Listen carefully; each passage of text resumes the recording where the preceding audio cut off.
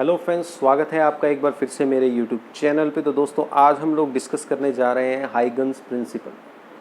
तो दोस्तों, जैसा कि आपको पता है, हमने वेव ऑप्टिक्स का चैप्टर शुरू किया हुआ है। लास्ट टाइम जो फर्स्ट लेक्चर हमने लगाया था वेव ऑप्टिक्स का, वहाँ पे मैंने आपको वेव फ्रंट के बारे में बताया था। वेव फ्रंट आपको बताया था बच्चे, वेव फ्रंट क्या होता है? Locus of all points which are vibrating in the same plane. मतलब उन पॉइंट्स का लोकस जो सब सेम फेस में हो, उन्हें हम बोलते हैं वेव फ्रंट। और आपको मैंने बताया था कि लाइट के केस में जो वेव फ्रंट है वो तीन तरह का होता है: spherical wave front, cylindrical wave front और plane wave front. Spherical wave front मैंने आपको बताया था कि एक ऐसा वेव फ्रंट जिसका जो सोर्स है वो पॉइंट सोर्स हो, उसे हम बोलते हैं स्फेरिकल वेव फ्रंट। फिर हमने डिस्कस किया था सिलेंड्रिकल वेव फ्रंट, और उसमें मैंने आपको बताया था कि सिलेंड्रिकल वेव फ्रंट वो वेव फ्रंट है जिसका जो सोर्स है वो एक लीनियर सोर्स है। और तीसरे नंबर पे हमने डिस्कस किया था प्लेन वेव फ्रंट, और वहाँ मैंने आपको बताया था बच्चों कि प्लेन वेव फ्रंट एक ऐसा वेव फ्रंट है जिसके केस में जो सोर्स ऑफ लाइट है हमसे बहुत दूर है, इनफाइनाइट डिस्टेंस पे है, बहुत दूर है। मतलब अगर हम किसी सोर्स को हमसे बहुत दूर रख दें, जैसे कि वो चाहे कोई पॉइंट सोर्स हो चाहे लीनियर सोर्स हो, तो जब किसी भी सोर्स को बहुत दूर रख दें तो उससे हमारे तक जो वेव फ्रंट पहुँचेगा, हम उसके वेव फ्रंट के बहुत ही कम पोर्शन को देख पाएंगे, और उसे ही हम बोलते हैं प्लेन वेव फ्रंट। क्लियर है? तो ये हमने लास्ट लेक्चर में डिस्कस कर लिया था। अगर आपने लास्ट लेक्चर नहीं देखा कि वेव फ्रंट किसे बोलते हैं, तो उसका लिंक डिस्क्रिप्शन बॉक्स में वो पहले देख लें। उसके बाद यहाँ पे आए, जो आज का सेकंड लेक्चर है, Huygens theory of secondary waves, मतलब हाइगन का प्रिंसिपल। तो बच्चों, हाइगन का जो प्रिंसिपल है वो वेव ऑप्टिक्स का बेस है। मतलब वेव ऑप्टिक्स की अगर चीज़ों को समझना है तो हमें हाइगन प्रिंसिपल के बारे में पता होना चाहिए। तो हाइगन ने क्या कहा था? देखो, तो हाइगन ने कहा था कि जो हमारा वेव फ्रंट होगा उसके ऊपर जितने भी पॉइंट्स होंगे वो सभी एक सेकेंडरी वेवलेट्स के सोर्स की तरह एक्ट करेंगे। मतलब इसको मैं पहले लिख देता हूँ और फिर उसके बाद आपको एक्सप्लेन करता हूँ तो ज़्यादा अच्छे से समझ में आएगा। तो बेटा, हाइगन प्रिंसिपल क्या बोलता है कि each point on a primary wave front, एक मैंने वेव फ्रंट कंसीडर किया सपोज, और उसे मैंने प्राइमरी वेव फ्रंट बोल दिया। तो each point on a primary wave front acts as a source of secondary wavelets. ठीक है कि each point on a primary wave front act as a source of secondary wavelets, कि हर एक primary wave front पे जो particular point होगा वो सेकेंडरी वेवलेट्स या कह लो वेव्स कह लो या डिस्टर्बेंस कह लो, वो प्रोड्यूस करेगा। जैसे मैं आपको एग्जांपल के तौर पे दिखाता हूँ।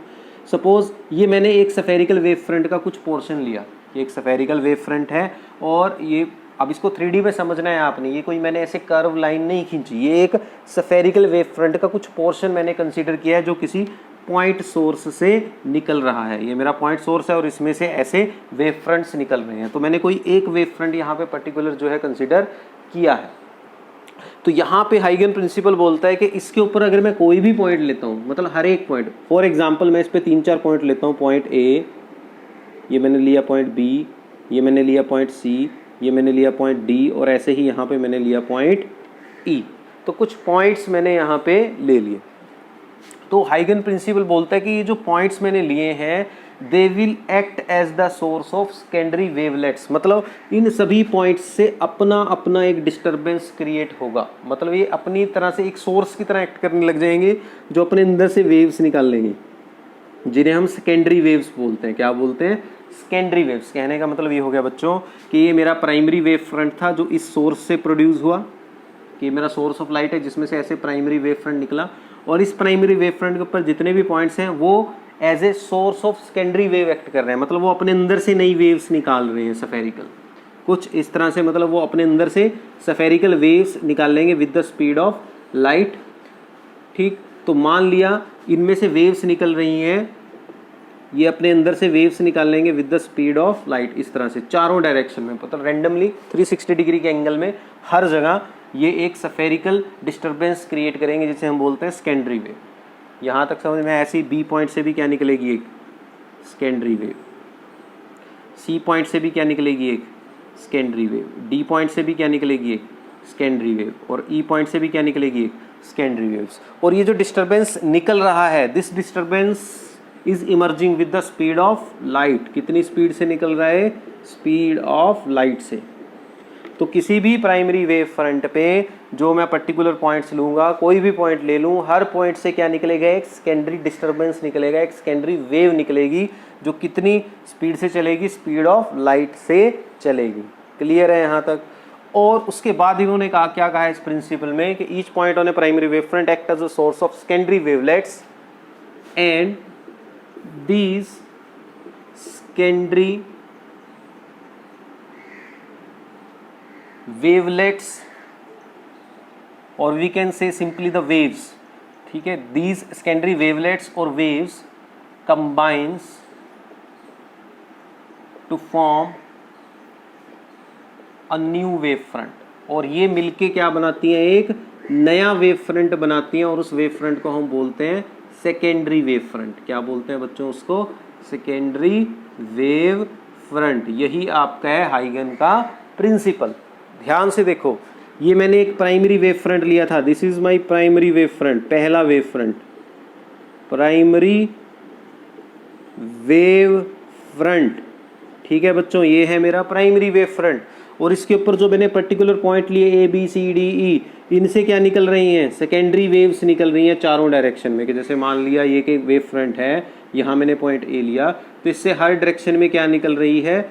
डिस्टर्बेंस निकल रही है रेंडमली हर डायरेक्शन में। तो एक सफियर बन गया देखो डिस्टर्बेंस का, समझ रहे हो बच्चों? तो इस तरह से डिस्टर्बेंस क्रिएट हो रहा है। और ये जो डिस्टर्बेंस क्रिएट होने से जो सेकेंडरी वेव्स मिलेंगी हर पॉइंट से, ये सभी सेकेंडरी वेव्स मिलके एक नया फॉरवर्डिंग एनवेलप बनाती हैं आगे की तरफ, जिसे हम बोलते हैं सेकेंडरी वेव फ्रंट। क्या बोलते हैं इसको?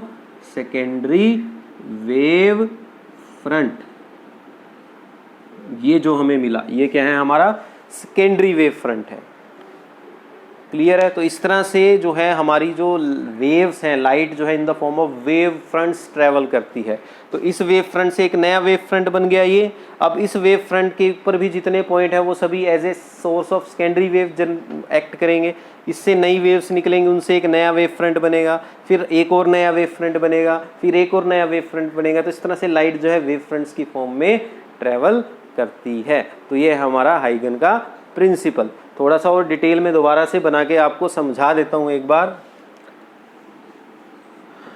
दोबारा बताता हूं प्लेन वेव फ्रंट और स्फेरिकल वेव फ्रंट के केस में, ताकि क्लियरिटी आ जाए कंसेप्ट की क्लियरिटी बहुत ज़रूरी है बच्चा।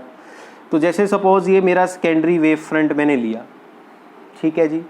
इस सेकेंडरी वेव फ्रंट में मैंने कुछ पॉइंट्स ले लिए, A B, रैंडम मैंने पॉइंट्स ले लिए C D E, और ये हमने ले लिया पॉइंट F।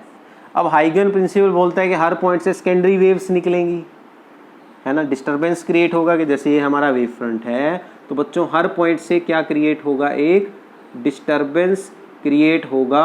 और ये जो डिस्टर्बेंस है कितनी स्पीड से चलेगा? With the speed of light.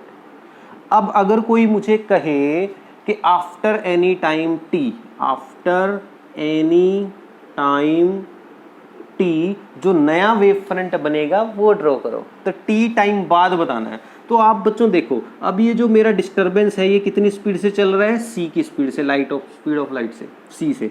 तो t टाइम बाद ये कहाँ पहुंच जाएगा? स्पीड दी है c, टाइम दिया है t, तो कितनी डिस्टेंस ट्रेवल कर लेगा t टाइम में? स्पीड इंटू टाइम, मतलब इतनी डिस्टेंस ये ट्रेवल कर लेगा c into t, x is equal to c t. इतनी डिस्टेंस जो है डिस्टर्बेंस ट्रैवल करेगा हर डायरेक्शन में। कहने का मतलब है टी टाइम बाद ये जो डिस्टेंस होगी सी टी, इस डायरेक्शन में भी सी टी डिस्टेंस, इस डायरेक्शन में भी सी टी, इस डायरेक्शन में भी सी टी डिस्टेंस, इस डायरेक्शन में भी, इस डायरेक्शन में भी। तो हम कह सकते हैं कि हम एक रेडियस ले लेते हैं r is equal to c t. तो इतनी रेडियस का मैं इसके चारों ओर एक सफियर ड्रॉ कर सकता हूँ और मैं कह सकता हूँ कि एक इस पूरे सफियर के अंदर जिसकी रेडियस कितनी है सी टी, एक डिस्टर्बेंस क्रिएट हो गया है ना। तो इस तरह से मैं इसके चारों ओर एक सफियर ड्रॉ कर सकता हूँ जिसकी रेडियस बच्चों कितनी होगी सी टी। ऐसे यहाँ भी एक सफियर ड्रॉ कर लूँगा, इसकी रेडियस भी सी टी होगी। सी पॉइंट के अराउंड भी एक सफियर ड्रॉ कर लूँगा जिसकी रेडियस सी टी है। डी पॉइंट के अराउंड भी, ई पॉइंट के अराउंड भी, और बच्चे एफ पॉइंट के अराउंड भी मैंने क्या ड्रॉ कर लिया है, एक नया जो है सेकेंडरी वेव्स मैंने ड्रॉ की और उनका जो डिस्टर्बेंस है वो स्फेरिकल फॉर्म में है और उसके अंदर जो रेडियस है उसकी कितनी है, c इंटू टी। अब मैं क्या करूंगा, इन सभी सेकेंडरी डिस्टर्बेंसेस पे एक टेंजेंट ड्रॉ करूंगा। देखो तो वो टेंजेंट जो एनवेलप बनेगा इन सब से मिलता हुआ, वो टेंजेंट एनवेलप जो मिला मुझे आगे की तरफ फॉरवर्डिंग एनवेलप, वो मुझे क्या देगा, मेरा सेकेंडरी वेव फ्रंट देगा, या कह लो नया वेव फ्रंट देगा, सेकेंडरी वेव फ्रंट। और दोस्तों क्योंकि ये यहाँ पे टेंजेंट है सबके ऊपर, तो अगर आप यहाँ पे ये जो पॉइंट्स है जिनसे टच हो रहा है, ए प्राइम पॉइंट, ये बी प्राइम पॉइंट, ये सी प्राइम पॉइंट बच्चों, ये डी प्राइम पॉइंट, ये ई प्राइम पॉइंट, ये एफ प्राइम पॉइंट, इनको अगर आप मिलाते हो तो ये जो ए प्राइम है ये किसके इक्वल है, सी टी के इक्वल, बी प्राइम भी किसके इक्वल है, सी टी के इक्वल, सी प्राइम भी सी टी के इक्वल है, डी प्राइम भी, ई प्राइम भी और एफ प्राइम भी। दूसरा ये जो मैंने लाइन स्ट्रो किए हैं बच्चों, ए prime, B prime, C prime, D prime, ये सभी अगले वेव फ्रंट के सरफेस के क्या होने वाली हैं, परपेंडिकुलर होने वाली हैं। ये बातें भी आपको ध्यान रखनी है। तो इस तरह से फॉरवर्ड डायरेक्शन में वेव फ्रंट्स जनरेट होते जाते हैं। क्लियर है सबको कंसेप्ट, ठीक है। अब कई बार बच्चों के माइंड में ये क्वेश्चन आता है कि भैया सर ने तो कहा कि जो वेव फ्रंट जनरेट होंगे वो सेकेंडरी वेव्स से जनरेट होंगी, और सेकेंडरी वेव्स तो हर डायरेक्शन में जा रही हैं, तो ये जो मेरा वेव फ्रंट था इससे आगे भी गई है सेकेंडरी वेव्स, पीछे भी गई हैं, तो पीछे क्यों नहीं बनाया। क्वेश्चन ये भी तो उठता है कि भैया यहाँ पे वेव फ्रंट क्यों नहीं माना हमने, वेव फ्रंट आगे ही क्यों गया, हम हमेशा वेव फ्रंट को फॉरवर्ड डायरेक्शन में ही क्यों ले रहे हैं। तो ये क्वेश्चन भी कई बार अराइज हो जाता है कि हम वेव फ्रंट को हमेशा फॉरवर्ड डायरेक्शन में ही क्यों ले रहे हैं।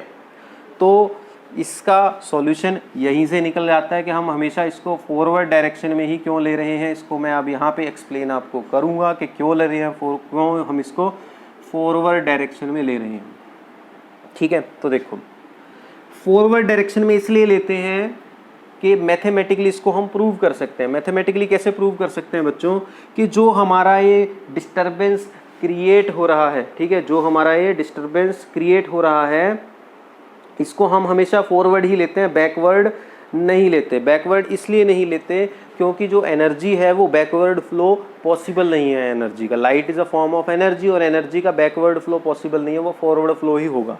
दूसरा इसको मैथमेटिकली ऐसे प्रूव कर सकते हैं, यहाँ एक डायरेक्ट मैं फॉर्मूला आपको बताने वाला हूँ कि जो सेकेंडरी वेवलेट्स हैं इनका जो एम्पलीट्यूड है, सेकेंडरी वेवलेट्स का जो एम्पलीट्यूड है, मतलब amplitude of secondary wavelets, amplitude तो आपको पता है ना कि मैक्सिमम डिस्टर्बेंस जो होता है उसे एम्पलीट्यूड बोलते हैं। तो ये जो सेकेंडरी वेवलेट्स चारों तरफ निकल रही हैं, जैसे पॉइंट ए है तो इससे सेकेंडरी वेवलेट्स निकल रही हैं चारों तरफ, है ना, चारों तरफ क्या निकल रही हैं, secondary wavelets.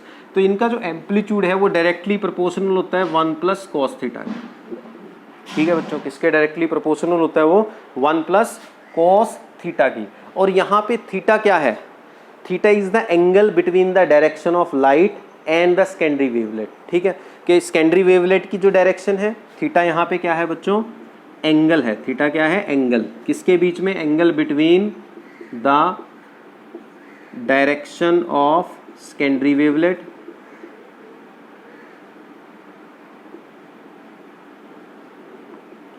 And direction of propagation of light, direction of propagation of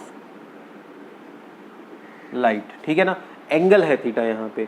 तो यहाँ से फिर आपके पास देखो क्या आ जाता है, थीटा की वैल्यूज पुट करने से आप देख सकते हो इसको एम्पलीट्यूड डायरेक्टली प्रोपोर्शनल है 1 प्लस कोस थीटा के। तो यहाँ से आप देख सकते हो अगर मैं फॉरवर्ड डायरेक्शन लेता हूँ, कौन सी डायरेक्शन लेता हूँ बच्चों, फॉरवर्ड डायरेक्शन। फॉरवर्ड डायरेक्शन के लिए थीटा क्या बनता है, 0, क्योंकि जिस डायरेक्शन में लाइट जा रही है उसी डायरेक्शन में वेवलेट जा रही है। थीटा 0 होने का मतलब है यहाँ पे 1 प्लस कॉस 0, कॉस 0 आपको पता है 1, तो 1 प्लस 1, तो मैक्सिमम एम्पलीट्यूड बनेगा, है ना, 1 प्लस 1 2, ठीक है। लेकिन अगर मैं बच्चों कौन सी डायरेक्शन लेता हूँ, बैकवर्ड, कौन सी डायरेक्शन लेता हूँ, बैकवर्ड। बैकवर्ड डायरेक्शन में क्या होगा, आपकी वेव तो इधर जाना चाहती है, मतलब लाइट तो इधर जाना चाहती है और वेवलेट इधर जा रही है, तो एंगल कितना बन रहा है भैया, थीटा 180 डिग्री। तो इस केस में बनता है 1 प्लस कॉस 180। अब कॉस 180 होता है -1, तो 1 - 1 0। तो ये प्रोपोर्शनैलिटी वाली जो यहाँ पे जो टर्म है ये जीरो हो जाती है। क्या हो जाती है? जीरो। तो जीरो होने का मतलब है कि सेकेंडरी वेवलेट्स पॉसिबल ही नहीं है। इससे पता चल जाता है कि ये जीरो हो गया, कांस्टेंट ये जो टर्म है जीरो हो गई। तो दैट मीन्स बैकवर्ड डायरेक्शन में सेकेंडरी वेवलेट्स पॉसिबल नहीं है। तो इसलिए हमेशा क्या होगा हमारे पास, फॉरवर्ड डायरेक्शन में ही वेवलेट्स जो है वो ट्रेवल करेंगी और हमेशा जो वेव फ्रंट बनेगा वो फॉरवर्ड डायरेक्शन में ही बनेगा। तो ये था बच्चों हाइगन का प्रिंसिपल। आई होप आप सबको बहुत अच्छे से ये समझ में आया होगा। इसके नोट्स बना लें और अगर वीडियो अच्छी लगी तो लाइक ज़रूर करें और अगर नए हो तो चैनल को सब्सक्राइब ज़रूर करें। मिलते हैं नेक्स्ट वीडियो में, तब तक के लिए धन्यवाद।